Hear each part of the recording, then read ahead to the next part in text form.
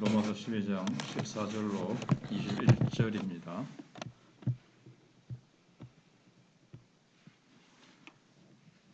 너희를 박해하는 자를 축복하라. 축복하고 저주하지 말라. 즐거워하는 자들과 함께 즐거워하고 우는 자들과 함께 울라. 서로 마음을 같이하며 높은 데 마음을 두지 말고 도리어 낮은 데 처하며 스스로 지혜 있는 채 하지 말라. 아무에게도 악을 악으로 갚지 말고 모든 사람 앞에서 선한 일을 도모하라. 할 수 있거든 너희로서는 모든 사람과 더불어 화목하라. 내 사랑하는 자들아, 너희가 친히 원수를 갚지 말고 하나님의 진노하심에 맡기라. 기록되었을 때 원수 갚는 것이 내게 있으니 내가 갚으리라고 주께서 말씀하시니라. 내 원수가 줄이거든 먹이고 목마르거든 마시게 하라.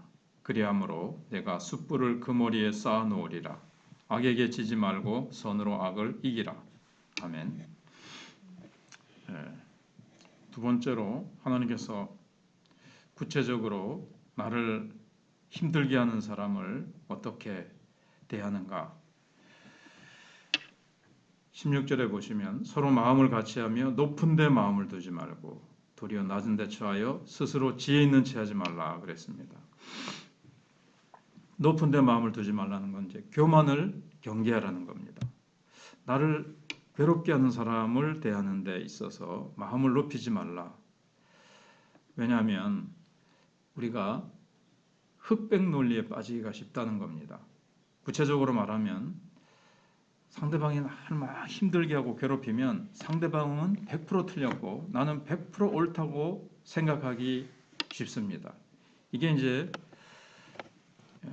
인간의 연약함 때문인데요. 나와 갈등을 느끼는 사람에 대해서 우리가 느끼게 되는 일반적인 생각입니다. 누구하고 갈등을 느끼게 되면 본능적으로 마음 속에서 거부감이 생기고 미워하는 마음이 생깁니다.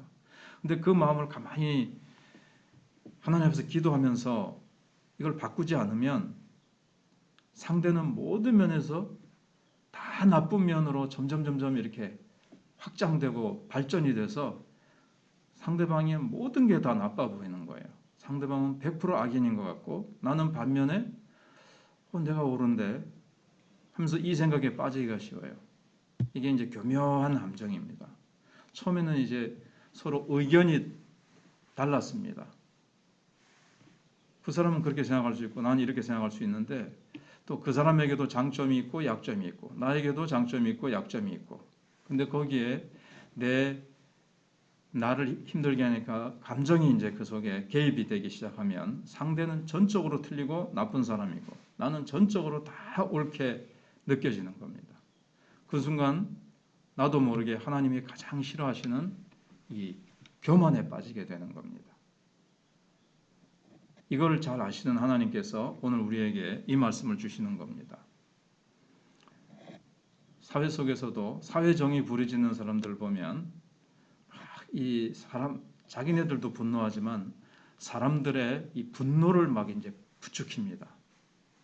촛불 집회의 안 좋은 점도 사람들의 이제 막 분노를 부추기는 거죠. 교회 분쟁도 이제 그건 구체적으로 좀 생략하고 교회 일어나는 갈등도 그렇습니다. 처음에는 의견이 달랐어요. 근데 상대방이 또 잘못할 수도 있어요. 그러면 겸손하게 상대방의 잘못을 지적하면 지적을 합니다. 그러나 감정이 그 속에서 이제 막 들어오고 그 감정을 다스리지 못하고 잘 다루지 못하면 나중에 이제 원수가 됩니다. 그리고 교회 안에서 이제 보통 그를 아예 사탄이라고 생각을 합니다. 그리고 누군가의 관계에서 가장 조심해야 될 것이 바로 이 절대적인 교만입니다. 절대적 교만. 나는 절대적으로 옳고 나는 100% 옳고 상대방은 100% 잘못됐어요. 그래서 누군가와 갈등을 일으키거나 너희를 핍박하는 자들에 대하여 그가 100% 틀린다고 교만의 마음을 갖지 말라. 높은 데 마음을 두지 말라. 이렇게 말씀하고 있습니다. 그리고 누군가 나를 괴롭힐 때 첫 번째 어제 생각해 본 게 본능에 따르지 말고 하나님의 명령에 따라 그를 대하라고 했습니다. 그를 향해 내뱉고 싶은 이 나쁜 말, 안 좋은 말을 꿀꺽 삼키고 절대 교만에 빠지지 말고 그를 완전히 틀렸다고 그를 매도하고 나는 완전히 옳다고 생각하지 않도록 우리가 늘 깨어 기도해야 된다는 겁니다. 이 세상에서 절대 피해갈 수 없는 나를 어렵게 하는 사람, 관계를 모든 사람하고 다 좋게 하고 싶지만 그렇게 되지 않는 게 현실이죠. 그럴 때 우리는 본능을 넘어서 최선의 평화를 도모해야 됩니다. 그래서 18절에 할 수 있거든 너희로서는 모든 사람과 더불어 화목하라 그랬습니다. 나에게 좋게 대하는 사람과 화평하라는 말씀이 아니라 모든 사람과 화목하라. 우리를 해하는 사람들에게 우리는 복수하지 말라는 거죠. 복수하지 않는 단계가 아니라 화목하게까지 하라고 말씀합니다. 즉, 이 세상 누구와도 등을 지지 말라고 주님이 말씀하십니다. 어떻게 가능한가 하면 19절에 내 사랑하는 자들아 너희가 친히 원수를 갚지 말고 하나님의 진노하심에 맡기라. 기록되었을 때 원수 갚는 것이 내게 있으니 내가 갚으리라고 주께서 말씀하시니라. 너에게 해를 끼친 자에게 직접 복수하지 말라. 왜 그럴까요? 나는 힘이 없고 약하니까 나는 할 수 없으니까 하나님이 대신 좀 소위 두들겨 패주시든지 그냥 하나님이 맛 좀 주세요. 이런 마음이 우리는 또 생기기가 쉽거든요. 그리고 우리는 사실은 이는 이로 눈은 눈으로 라는 구약 말씀이 있는데 그 말씀은 보통 상대방이 내 한 눈을 다치게 했다. 그러면 나는 두 눈 다 다치게 하고 싶은 마음이 있어요. 그 말은 사실 복수하라는 말씀이 아니라 우리는 한 눈을 다치게 하면 두 눈 또는 아예 상대방의 눈뿐만 아니라 그냥 내 마음이 시원하도록 온통 그냥 다 다치게 하고 싶은 실컷 그냥 분풀이를 하고 싶은 게 우리의 마음입니다. 근데 하나님은 눈을 다침을 받았으면 딱 눈만큼만 내가 다친 만큼만 딱 해주라는 말씀인데 그 말씀 속에는 사실은 복수의 마음보다는 자비의 마음, 절제의 마음이 들어있어요. 이것도 전에 좀 말씀을 낮예배 시간 같은 때 드린 적이 있는데 그러니까는 하나님께 맡겨야 돼요. 나는 이미 분노와 미움과 이런 것들로 가득 차 있고 또는 그것이 누그러졌다 하더라도 나는 이걸 인간이기 때문에 나는 뭐 거룩한 분노다 싶지만은 거기에는 인간적인 막 감정이 개입되기가 쉽고 나는 공정하게 딱 맞게 뭐라 그럴까요? 이렇게 심판하기가 힘들어요. 불가능해요. 하나님만이 정확하게 하실 수가 있고 또 한 가지는 하나님은 심판의 하나님 이전에 은혜의 하나님이세요.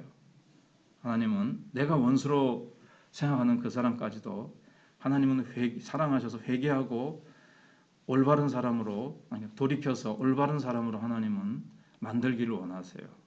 그래서 하나님께 맡기라는 겁니다. 우리 주위에는 이렇게 잘못된 마음으로 있는 사람들이 많죠. 누군가 어려운 일 당하면 내가 싫어하는 사람이 어려운 일 당하면 하나님이 치셨다. 봐라 그렇게 나쁘게 살아가더니 꼴 좋다.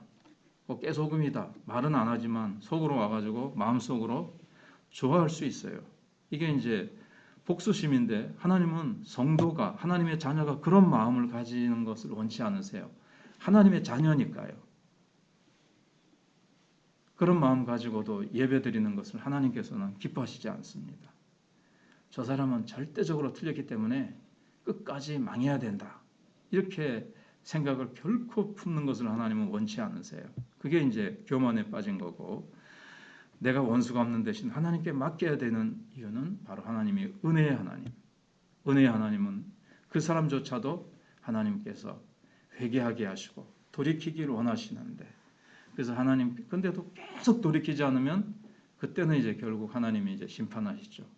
심판하시되 하나님이 심판하시는 게 뭐 정확하다 그럴까요? 하나님께서 심판하시거나 하나님이 이제 다루셔야 되고 나는 인간이기 때문에 나는 상대방을 다 알지도 못하고 이 사건에 대해서 다 파악하지도 못하고 나는 거기에 대해서 딱 공정하게 다룰 수가 없습니다. 인간이기 때문에. 그래서 하나님께 맡겨야 되는 겁니다. 내가 하면 내 감정, 또 소위 비유적인 표현이지만 우리 손에 피를 묻히게 되기가 쉽고, 그렇기 때문에 원수 갚는 것이 내게 있으니 내게 맡기거라. 우리는 모든 것을 하나님께 맡겨야 되지만, 모든 것을 맡겨야 되지만 특히 나에게 해를 끼친 자에 대해서는 더욱더 하나님께 올려드려야 됩니다. 하나님께서 참 가장